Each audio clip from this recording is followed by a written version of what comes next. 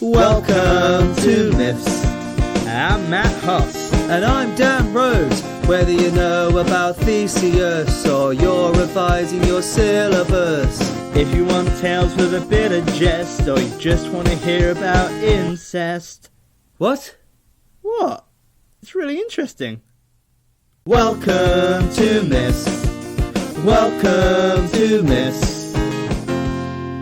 Hello and welcome back to Myths. It's been a while. Hopefully you've missed us. If you've forgotten who we are, firstly, why you listen to this podcast. But just to remind you, I'm Matt Hoss, and my co-host is. Come on, What's my name again? is that a Blink-182 song? What's my name? It is Dan Rhodes. Hey. That's me. I'm still here. It was close though. It's been a month since we released an episode. It's been a whole month. But Matt, can I tell you something that my mother messaged me this morning? Yes. Genuinely this morning, 10 a.m. I got a message from my mother. What's her name, by the way? Chris, shout out. Chris, yeah. She messaged me saying, "Hi Dan, I've just listened to the Christmas episode of Myths, Yeah. and there doesn't seem to be any more episodes. Am I missing something? As clearly there must have been more." I said, "Nope." Many things have got in the way, haven't they, Matt, since Christmas? It's now beginning of February. Yeah. Lots to catch up on. Lots of things got in the way. We apologise, listeners. Firstly, may I say, listener, shame on you. The only person to have any kind of correspondence was today, on the 6th of February, to say where's the episodes at. So shame on you for not listening, and you need to hold us accountable. If you want more episodes, you've got to fight for it, because there's a lot going on in both our lives right now. But all pretty good, I guess. Yeah, what's going on with you, Dan? What's new with you, buddy? Well, I had my bathroom redone in my flat. For some reason, I thought you were going to say you had like surgery on your bum. Then I had bum surgery, and now I can poop out of two places. Is that true? Wait, can you not poop out of two places now? You need to go to a doctor immediately. Damn it!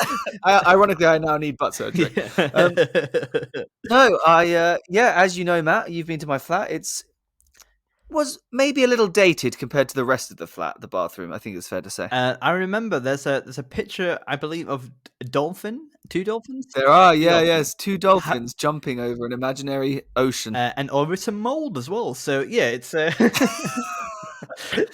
it was really gross, like, because the bath panel was all like, the bath was a bit gross, and there was a wooden bath panel that was all rotting and falling apart, and we kept having slug infestations. Really?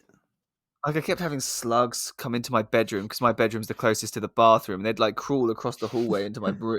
It was gross.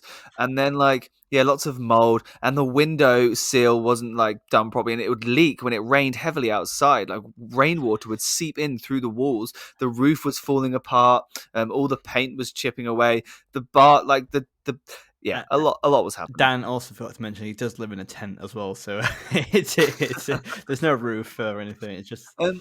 But now, Matt, when you next come back after post-COVID, then you'll see that it's brand new. It's got a new walk-in shower. Mm-hmm.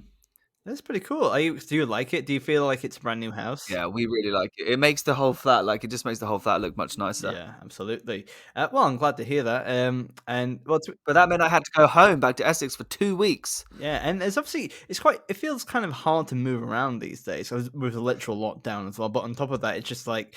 Yeah, when you told me you were going to your parents' house, I was like, oh, what? Is that allowed? But that is like, yeah, I have anywhere to live for 2 weeks. So, yeah. Yeah, it was really weird, actually. Me and my housemates all had to go back to, elsewhere for the 2 weeks. And even though that was legal because it's like extenuating circumstances, because we were having like important maintenance work done on our flat, and we obviously couldn't live there without water. Because that's a thing you need. Wait, what? Oh, I'm going to use that for my two buttholes. We had, but it did feel very naughty. Like, I felt like a rebel, going home for 2 weeks. Not that it really did anything. When I was there, I just isolated at home for 2 weeks. But it's good to be back. Got a nice new bathroom. Hold on. So wait, you were with your family for 2 weeks, and now your mum's met. Only now is your mum realised that there's missed episode. She could have asked you live. She could have said, "Dan, where's those episodes? Here's a microphone, record some quality banter." and tell Matt on your first episode back to talk about your bathroom being done up and mold. It's a quality opener, I would say. It It is. can be. And you, Matthew, Mhm. since we last spoke, had the coronavirus. Well, to be honest, Had the big 1-9. I had it during whilst we recorded the Christmas special. I think it was. Yeah. Can I also just say, I nearly said you had the big C, but I realised that's what people call cancer, See, that's why. and I stopped That's why I myself. said C19. C19, not the big C. It's a big C, Yeah. but not the big Yeah, C. can you imagine? Everyone, Matt just got over the big C. Oh my god, the what? Oh no. I've imagined. Coronavirus! I need coronavirus! Imagine we opened up this episode if I just recovered from cancer, and you're like, right, let me tell you about the Within a bathroom month, yeah. first. That'd be highly insensitive to the listeners, but no. I have made a full recovery. And also I've actually quite ironically, and I'm not sure how you feel about this, Dan, but so I recovered from COVID. I was out of self isolation early January. Actually, I ended my self isolation the day where Boris announced a national lockdown. Like, that's such a mistake. I was like, come on, mate. Like, and I obviously over Christmas people got to see each other, which we didn't because we were self isolating. So it's pretty sad. So yeah, I haven't really seen anyone for a while, and but yeah, it's okay. But I also for my job, I work for a mental health charity, so I kind of they offered us a vaccine like earlier this week, so I got the vaccine, even though I was like, I don't think I need it, but also like they offered, like we've got plenty of around in Darlington, so they just yeah. Darlington is absolutely packing vaccines. Well, it actually is, because like they were like, I said to them, I should be the lowest priority, but like I'll take it if you need me to have it for my Also, job. I've been to Darlington. Isn't it 98% over 60s? Actually, no, I think there's a lot of. I think it's a mixed bag. Is Darlington, to be fair? There's a lot of. It's quite cheap accommodation, so I think a lot of. Young. Or is it just that the young people look over 60? Yes, that's it. That's it. Absolutely. That, Okay, yeah. that's why it's confused. Do you remember that guy that was drinking White Lightning on a bench in a suit when you came to pick me up from the station that time? Oh yeah, that was my dad. That'd been hilarious. Hey Matt, look at this poor guy. Oh, it's my dad. Hi, Kevin. But yeah, so it's Darlington's a very odd place, but I kind of miss you coming up. I miss I actually think it's a lot more relaxing doing this podcast over the internet with you because we don't have to travel, but also I kind of miss those weekends where we would just smash four in a room, hallucinate on the fourth episode, and I mean, and then smash a Nando's. yeah, absolutely. There were weird times, there were good times, and like I miss those times. yeah, because it was one of these things, like, because it's weird to look back at it now, because like why Dan, why do we travel and spend like 60 quid every time just to record these episodes? We could have just done it here. Financially, it seems ridiculous, but also we did have a good time. We did, and there were some, there you do get some funny moments coming out of it. Like we are going to do other episodes, I'm sure, when we'll well, it's just not as much of a priority now. It means we can actually spend time chatting and getting to know each other as friends, as opposed to getting headaches because we're doing 5 episodes in a day. And there's like, to be honest, Dan, I got with myths, like it's a bit of it's weird to look back on, because obviously I have Castival now, and I'm not to show favourites, but Castival is certainly a more polished product. It's something that's kind of elevated the stock price of Matt House a little bit. Do you know what I mean? Because I've got like A-star guests, if you know what I mean, coming on to onto the show and stuff like that. So it's quite a big thing for me. But on top of that, though, like when I tried to advertise myths, looking back, when I started that, I was not in a mentally healthy place. So I was just saying any old bollocks. And now, like, I'm like, I don't really stand by anything I said back then. It's kind of hard to advertise it. It's like, listen to the new ones, but not any of the old ones, please. Yeah, people forget how long we've been doing this. It's been several years now. Too long, Dan. It's too long. Yeah, tell you what, right? If you're brand new here, welcome. This is Myths. At some point we'll talk to you about some fucking myth. I don't know. I don't know. But then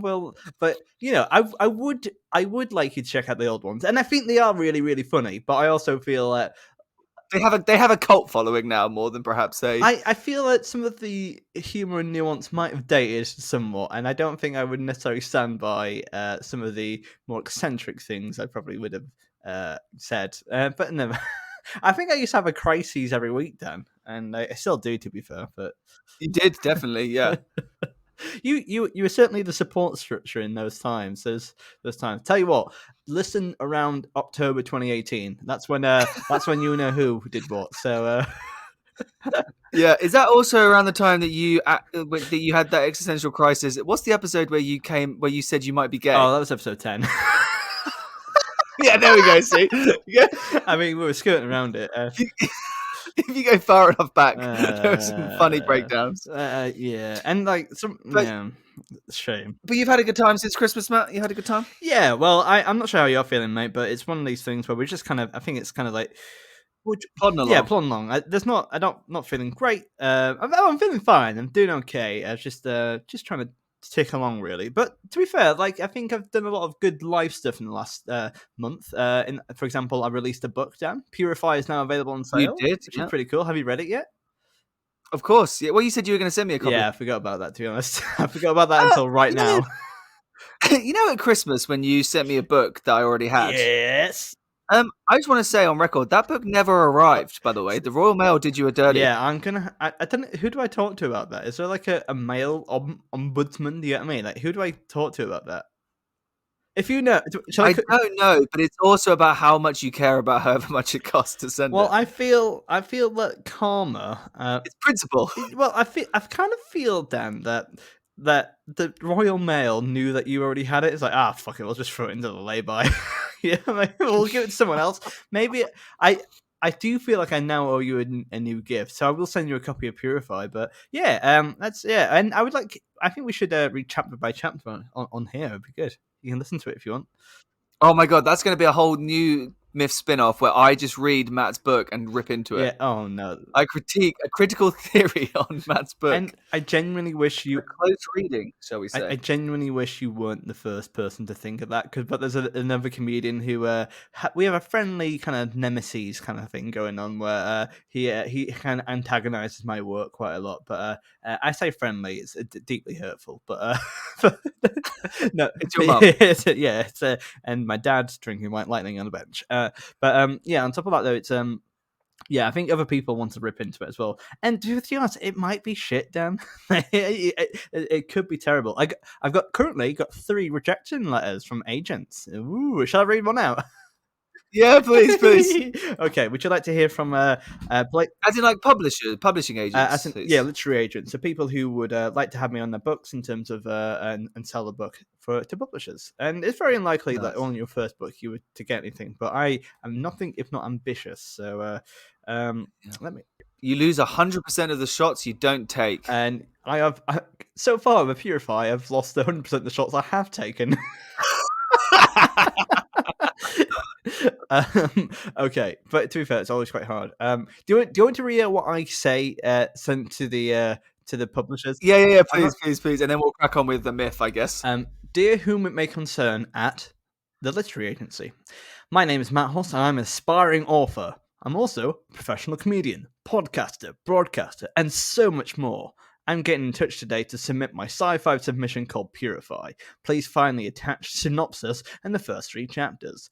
As requested, the word count for the total book is 73,903. I do then a blurb, then I compare myself to Margaret Atwood, and then I go, hope you enjoy it as much as I did creating it. And then they said, Dear Matt, thanks for writing to us. We've considered your proposal carefully. I'm afraid that's not going to be one for us. And then they recommend me other people who they say, here's some people to give you some constructive reviewing of your work, which means we thought it was shit, deal with it. Thanks. That's a nice email though. Hey, look, they're they think how many submissions they get sent, these kind of people. Did you want to hear the first rejection one I got was sorry, don't think it's right for my list. I cannot give more detailed feedback. And to us, they've all been quite pleasant, and I've always sent them a follow-up message saying like, "Hey, thank you for reading, really appreciate it. Go fucking die!" You know what I mean? So it's I like to kind of keep them on their toes. You know, I like to show them that they've made the right choice. But yeah. No, I look forward to reading it. I'll give it a read. I would, yeah. And can you, if you want, because you haven't got a lot on at the moment, why don't you start a literary agency, and can I be the only one on your books? Yeah, although that will really hit you hard when I have to reject you.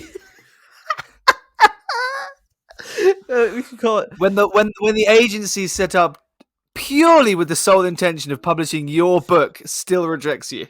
I mean, it's happened before. I mean, like, what do you think this podcast is, mate? What do you think this podcast is?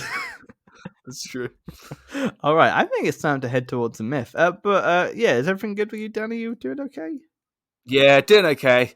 Yeah, it's nice to hear you. Let's do this. It's nice to be back, huh? It's nice to be back. And shall we have a jingle, and then I'll see you on the other side. Just before we do, Dan, a very important question, and this is a very close question, so we won't go any further than this. But like, since we've had a lot of time off, have you managed to finish the league table? Oh, what's that? The jingle. The jingle's coming in. Yeah, better fucking do.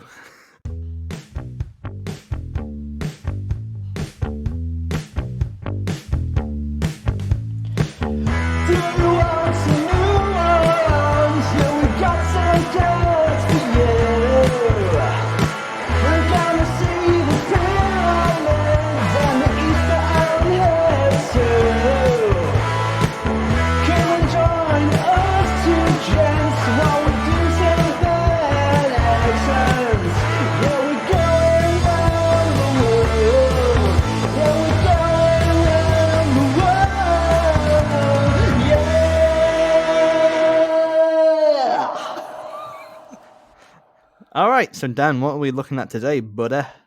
We are still doing the Aztecs. Can I get a whoop whoop? A whoop, whoop. Was that okay for you? Nice. Yeah, that was good. That was the energy I required. Sorry, I'll do it with more energy. Whoop whoop. There you go. Is that all right? Nice. Well, yeah, I guess. All right, don't be depressed. It doesn't count when you have to do the second time. Well, normally we switched roles just then, by the way. Normally I'm the one that does the low energy, and then you're like, come on, Dan, at least pretend.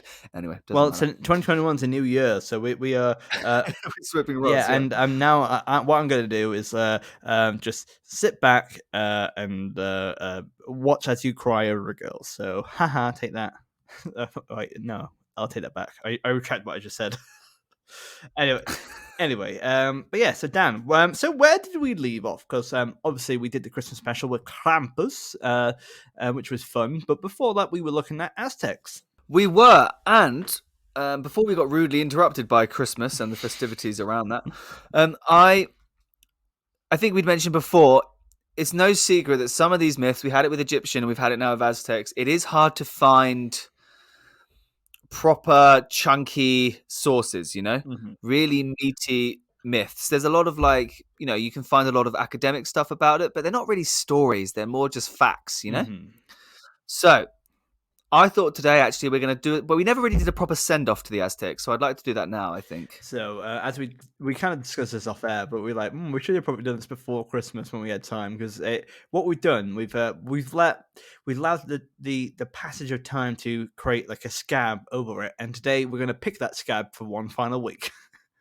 Exactly, yes. And I thought we've mentioned, do you remember some of the gods we've mentioned? And particularly there's kind of 2 or 3 that we seem to do every episode, that are big hitters. Being honest, there's a Google Doc in front of me, but what I'm going to do, I'm going to close my eyes and try and guess from the top of my head, because this is tough, but I'll give it a go, shall we? Far away. So the main ones, the big knobhead was Tezcatlipoca, something like that? It was, Tezcatlipoca, yeah. There was also Quetzalcoatl, something like that? Quetzalcoatl? Quetzalcoatl. Yeah, that was it, sorry. His enemy, yeah, the east and west, remember? They pulled the sun to and from. Yeah, and one of them created some squirrel monkeys or something like that. I can't remember, but it was... Yeah, a lot of weird shit happened. Now, we also had Huitzilopochtli, the hummingbird of the south. Remember him? I gotta be honest, no. He was the god of war. Oh, yeah. But they call him the hummingbird of the south, which is hilarious because it's like the least god of war sounding name. My name is Ares, god of war. Oh, I am Tyr, god of war, and I'm the hummingbird of the south. Oh, don't get on my bad side. Yeah. Oh, Spain, get back. That's why the Aztecs lost. You know what I mean? Yes, yeah.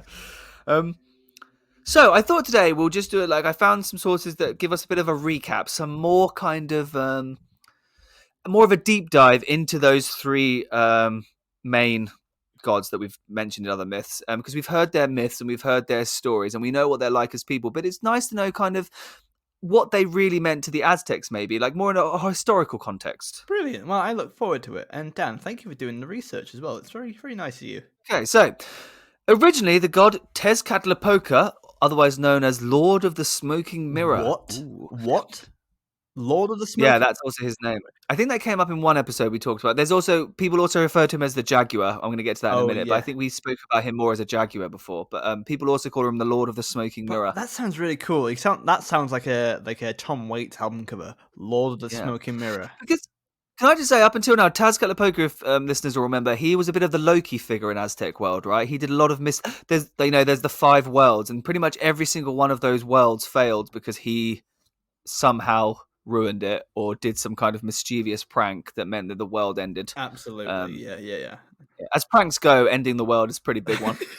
You know what? Yeah, like, it's not really much of a prank, is it? It's more of it's like a supervillain situation, really. Yeah. So yeah, Tezcatlipoca, Lord of the Smoking Mirror. Let's talk a bit about him. So he was the god of the night sky. The color black and the direction north were associated with him. He possessed a magical mirror that allowed him to see inside people's hearts, and the Aztecs considered themselves his slaves. Okay.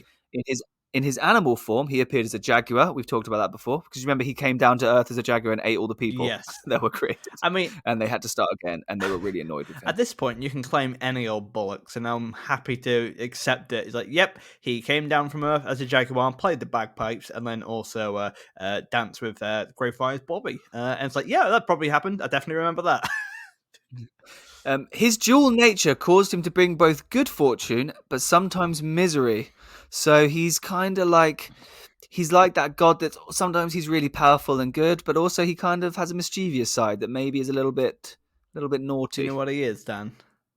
He is the textbook wild card, right? He is, yeah. Sometimes good, sometimes bad. You'll never know with him. He's the Lord of the Smoking He's got Mirror. potential. Everyone's like, oh, he's got so much potential. Why is he ruining it by destroying the world? Yeah, absolutely. Now, do you remember, Kat, that Quetzalcoatl's great rival and opponent in cosmic battles, as well as his partner in acts of creation, was Tezcatlipoca? You mentioned that earlier. The feathered serpent. Ooh, Feathers. that's his Now, name. which would you prefer, Lord of the Smoking Mirror or the Feathered Serpent? I think Lord of the Smoking Mirror. Yeah, sounds awesome. Feathered Serpent sounds a bit like you're just a bad bird. Yeah, I mean, So, Tezcatlipoca was associated with the color black, but Tezcatlipoca, his enemy, the feather serpent, in ancient Mexican and Central American kind of mythology, was seen as the color white, and he was the direction of the west. And some stories about Quetzalcoatl referred to him as an earthly priest king, suggesting that there may have been a Toltec king by that name whose legend became mixed with mythology. So that's kind of an interesting backstory for him. It might have actually been a real person that existed, and the Aztecs kind of, he's kind of sewn in, like, historians aren't sure whether he might have actually been a person that actually existed. yeah, because I know in Roman mythology and canon, I can't remember the exact term for it from the top of my head, but so the emperors that they really liked, like Caesar and Augustus, and I think Trajan as well, the ones which were considered holy and good, they transcended into like gods. They became gods of their pantheon. They believed that the emperors were so good and divine that they became the emperors. They became gods as well. So that could be quite a similar thing. Like this person who was seen as a godly and revered figure turned into like a pantheon god as well. Maybe not as strong as the other ones, but certainly that's where beliefs come from, right? Yeah. God, that was really very rarely on myths do we actually have such profound. Hold on, let me read out another literary agent email. No thanks, you're shite. Like, there you go. So yeah, as a god, Quetzalcoatl had many different aspects, and this is actually something we touched on in previous myths. He was the planet Venus, both a morning and evening star. So the Aztecs saw the planet Venus in the sky and obviously thought that was him. Mhm. He's the god of twins, the god of learning. Wait, The Aztecs credited him with inventing the calendar, and that's a big deal because, as we all know, the Aztecs, they love the calendar. can I just pause you there for a second? Yeah. The god of twins. Why is that? Why is that coming first? Because surely there has to be two gods of twins. Surely. No, he's just the god of twins. If you're a twin, he's in charge of you. But Maybe it's not just. Maybe it's twins, not in the literal sense of like offspring, two offspring from one birth. Maybe it's twins in terms of like duality. things that come. Yeah, duality. Things that come as twos. But I kind of feel like God of Twins is not as high as God of Learning or Inventing the Calendar. Do you know what I mean? I feel that that's the I wouldn't open with God of Twins. You wouldn't trust that person.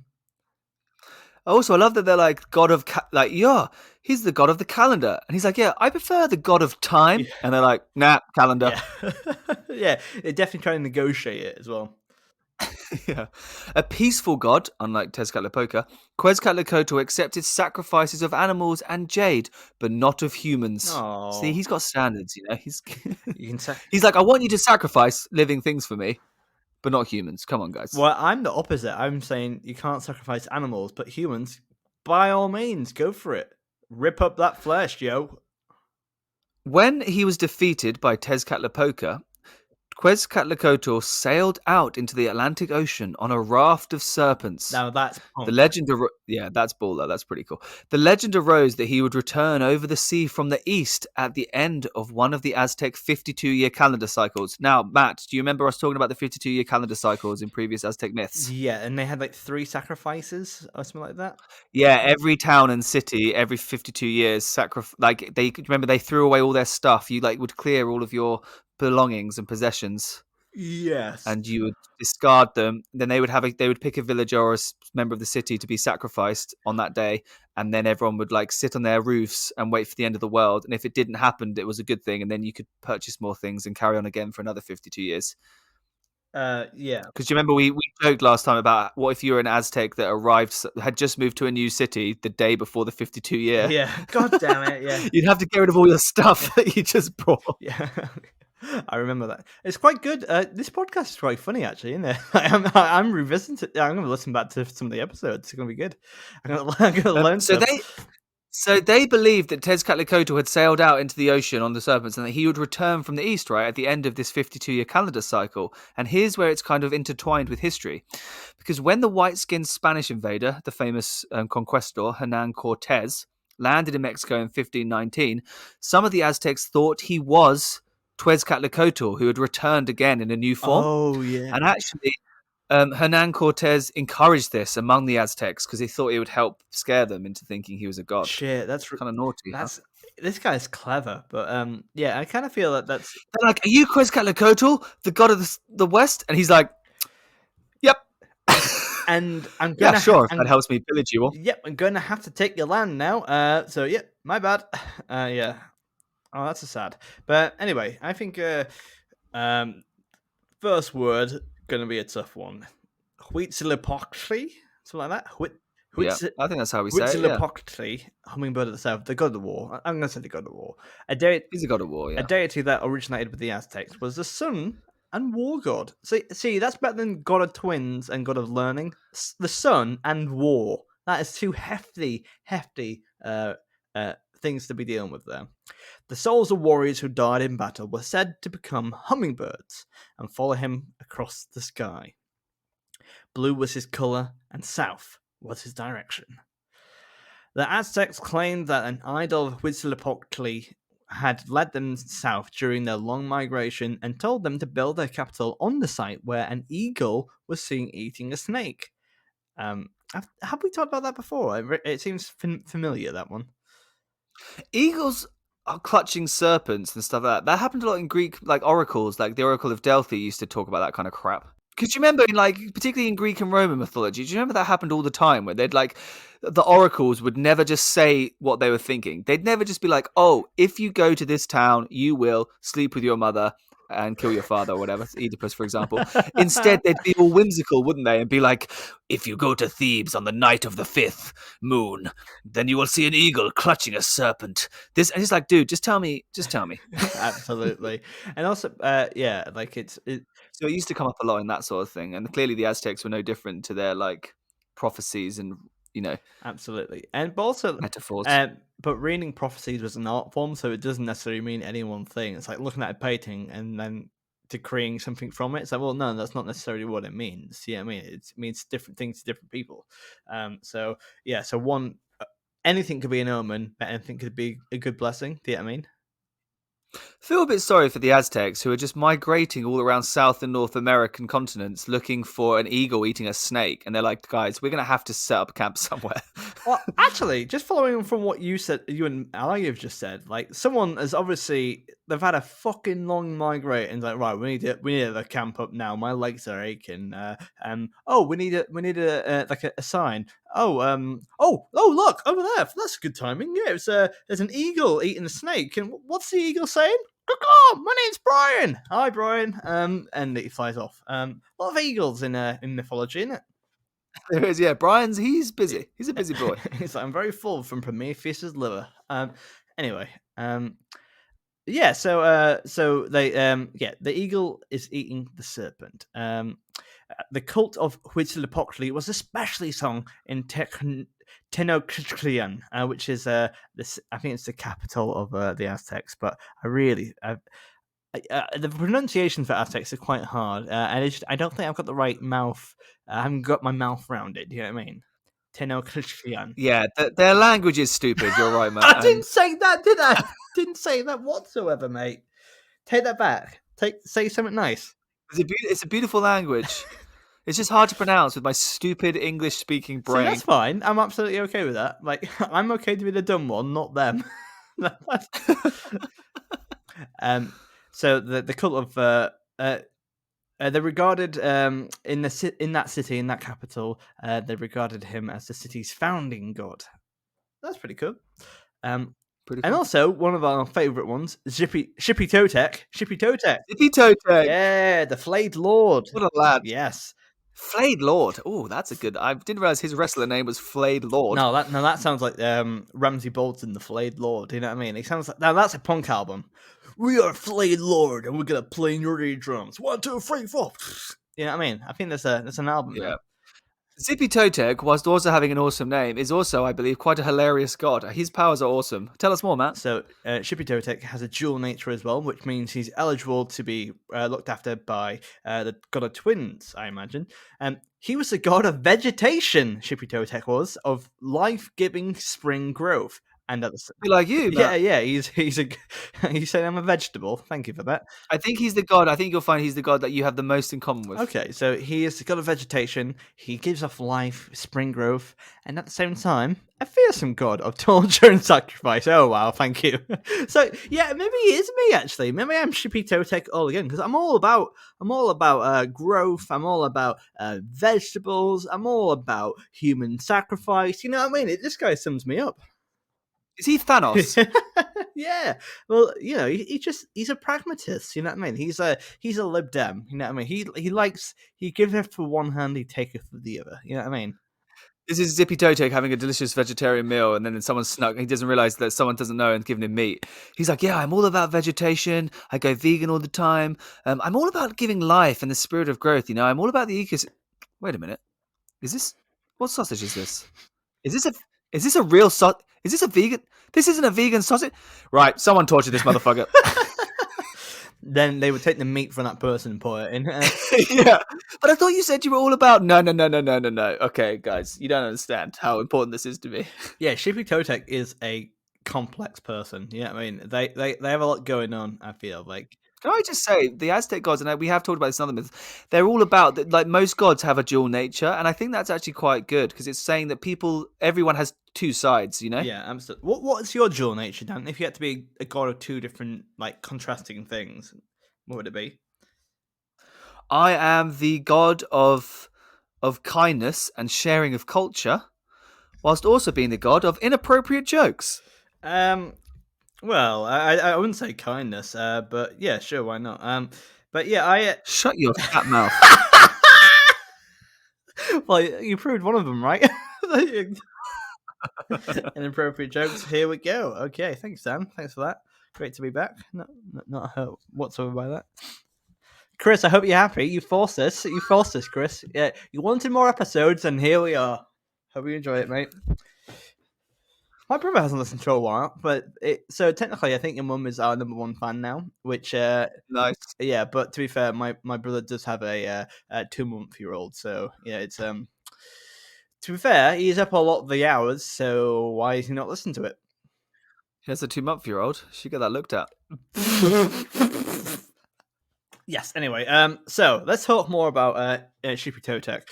His double meaning reflected the Aztec vision of universal balance, in which new life had to be paid for in blood. Again, like Thanos, Shippy Totek's color was red. His direction, east.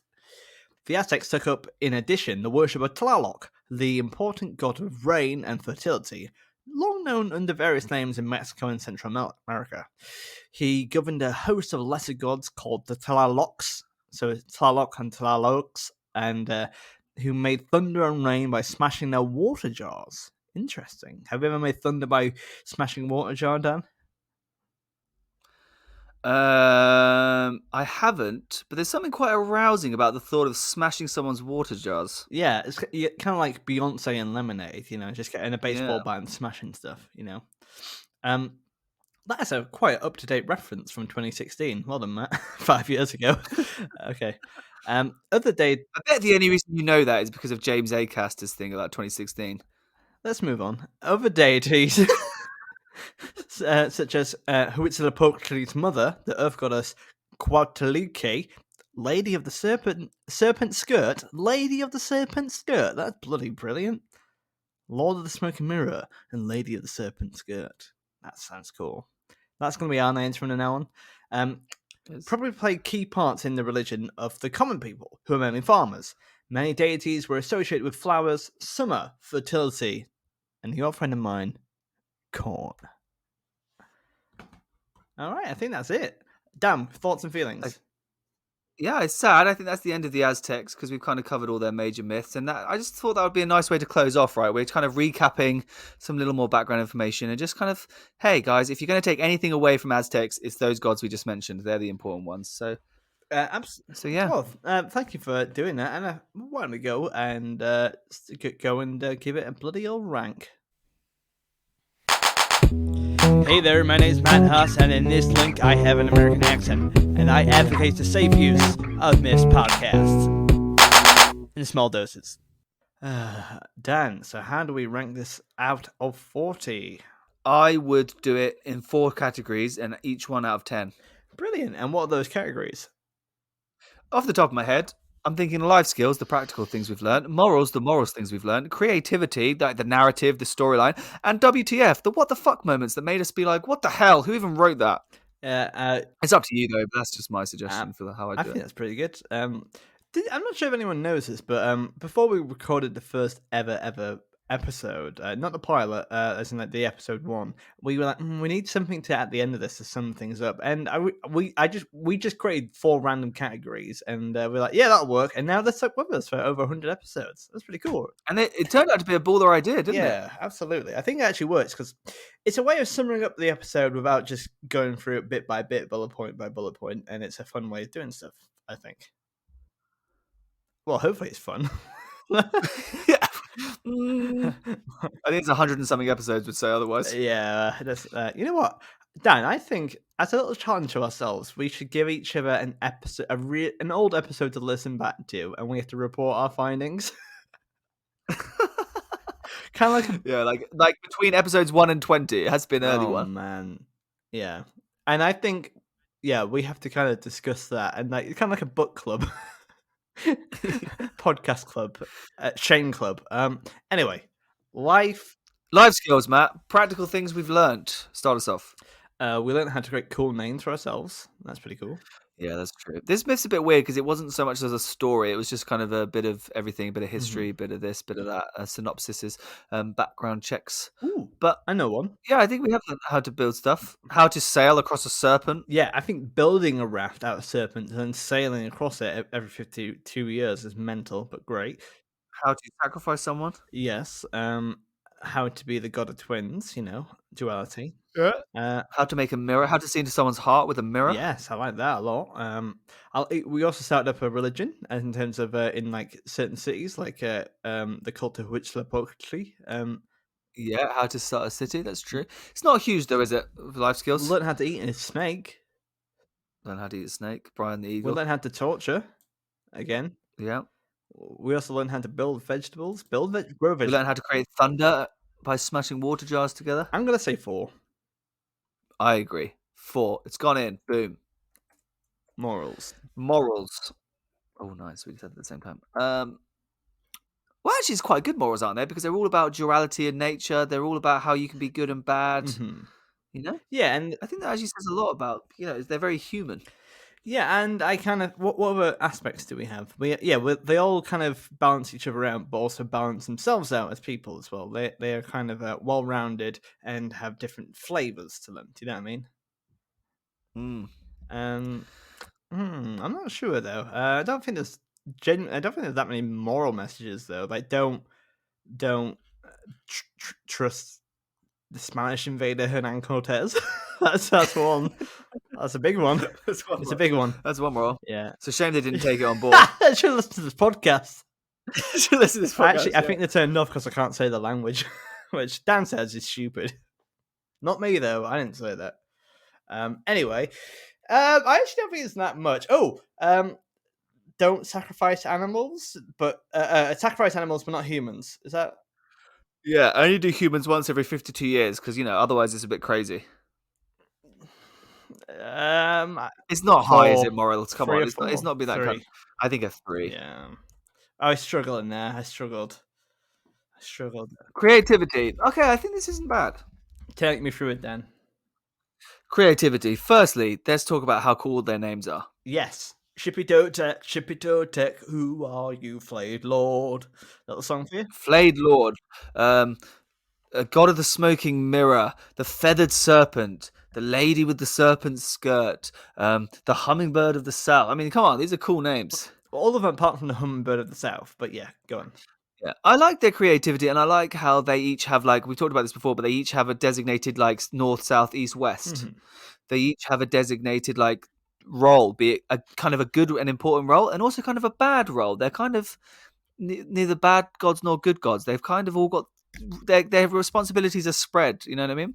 Take Zippy Totek, for example. He's got a really important job at making sure life grows and vegetation. Mm-hmm. But he's also the god of torture, and like they've almost like divvied it out to make sure everyone has an equal share of good and bad jobs. Absolutely, yeah, and I think you're absolutely right there. I think there's certainly a nice mix bag of different stuff as well. Like he's Scalapoctali, he's the god of war and the god of the sun. They're like one's bad, one's good. Like they're Absolutely, and what number are you thinking? The serpent stuff's very creative, don't you think?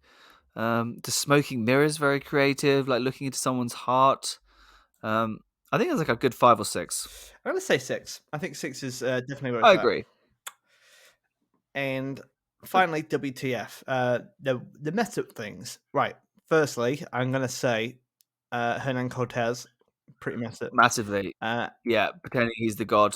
Quetzalcoatl having returned. That's a bit naughty. Also, Shippy Totek being both the god of vegetation and torture and sacrifice feels like a bit of a mix back there, right? Yeah, he's like a Nazi hippie. I didn't expect you to say that. Yeah, okay. Hey, dude, mellow out and praise the Führer. Yeah, exactly. Do I have to cut that? I'm not sure if I should or not. I don't want people to clip me saying praise the Führer. Yeah, you don't want when this podcast inevitably blows up, you don't want people just sewing you in the street. Like that's your catchphrase that they'll shout to you in the street when they recognize you as the co-host of Myths. I mean, hopefully people won't be shouting that as a catchphrase at any point in life. We all know if they're going to shout any catchphrase at you, it's Ganymede's tight butthole. Yes, please, if you ever do see me in real life, whenever that does happen again, please say, "Hey, Ganymede's tight little butthole," and that'll make me laugh. Actually, so. You know what's horrible about that joke? Sometimes I have to take a step back and remind myself that whilst it is hilarious, it is also about a man raping a baby. Hey, it's a 12-year-old, so it's fine. Anyway, WTF with this myth. So we've got, I think you're right. The mix, like the weird jobs, smoking mirrors, kind of cool. Yeah, Hernan Cortez, pretending to be Quetzalcoatl. I think it's probably like a 4 or 5 though. I'm gonna say 4, maybe even 3. Genuinely, I think there's some cool stuff, but compared to usual, that's very low. Yeah, because we're always doing this based on. Yeah, I think it's a 3. I think it's a 3. So, Let's do the maths, shall we? I believe Dan, I 4, 3, 16. 6, 3. 4 add 3, 16, mate. 7. Add 6. Well, excuse me, I'm doing 16 is 16. It's 16. 14. Add 13 add 3. It's 16. What's that in the background? That is someone at my door. It sounds very jaunty. But I have other housemates in who can get it. Look, they're not getting it. Pause. I'm going to have to go get the door. Dan, did you open up your parcel? And was it the book I sent you to? No, it's for my housemate, Kim. Oh. Are you sure it wasn't the book? Well, unless you got a big box for my housemate, Kim, then no. Yeah, you might be right. I was a bit sad about that. Anyway. So 16. Boom. Nice one. Yeah, Dan, how did you find it going back into myths? I enjoyed it. It's good to have Bants again. It's nice. But also talking about Bants, I should have mentioned this at the start of the episode. However, my partner, she has a sister, and she is currently looking for someone who likes being outdoorsy and likes people do inappropriate jokes. Do you like cheesecake, Dan? Not a huge fan. Okay, maybe she's not for you. But yeah, if you want me to set you up, because I was thinking if we can take this podcast to a new level if we become actual family. Where's she live? I can't say specifically, but in this deep southwest. It's far away. Yeah, but aren't you willing to travel for love? No. Okay, then end. I'll just send her that clip. Yeah. All right. Well, Dan, thank you for coming back, mate. It's great to have you and great to chat to you. Do you want to plug anything before we go? Yeah, just hey guys, I've got a podcast called Myths. Give it a listen. It's really good. Which episode are we going to listen to? Sorry, I've just realised it's not the thing, is it, to plug the thing that you're already. But we can do. Say, why don't you follow us at Myths Podcast on Twitter, and also follow us on Facebook. Why don't you send us an email at mythspodcast@gmail.com. Send us anything. Tell a friend. Thank you. Tell a friend. And how we email us from time to time. We're lonely over here at yeah, this. you know, like in the early days, we used to pretend people emails all the time, but not that many. But yeah, get in touch with us. You know, we really appreciate what you do, and also if you want to give us 5 stars on Apple Podcasts, we really appreciate it. So go and do that. And it's always really appreciated if you leave a little review. But yeah, on top of that, if you like stand-up comedy and you want to hear more from my end of stuff, I'm doing tons of stuff. I do an online comedy club every month on Saturdays. It's called Matt Hoss and Friends. Tickets available on my website. We get some legendary guests to perform some stand-up, and it costs you £5. That's really cheap. In the normal comedy club, it'd be like £25. So come along. Also follow me at Matt Hoss Comedy and listen to Castable, which is we have a live special. If you listen to this right away, it's next week. So why don't you? It's on Wednesday this week, so go and listen to that. But get some money, and it's from one of my all-time favorite heroes. Go and do that, and follow me at Matt Hoss Comedy on Twitch as well, and buy my book. It's on my website. Check it out. It's really good. You done? I've actually got more, but we'll leave it there. Well, thank you everybody. It's been a pleasure. Dan, do you want to plug anything? Is there anything you got going on? No. What's going on with you, Dan? No. Tell us. Nothing. Anything? I mean, I'm not doing anything outside of this creatively, so no. Well, you sat in a brand new literary agency. There will be at some point. Yeah, exactly. Yeah. All right, brilliant. Well, thank you very much. I've been Matt Hoss. I'll be downwards. And we've been Myths. Woo! I was hoping you would say Myths as well, but never mind. Bye, everyone. Bye. Myths.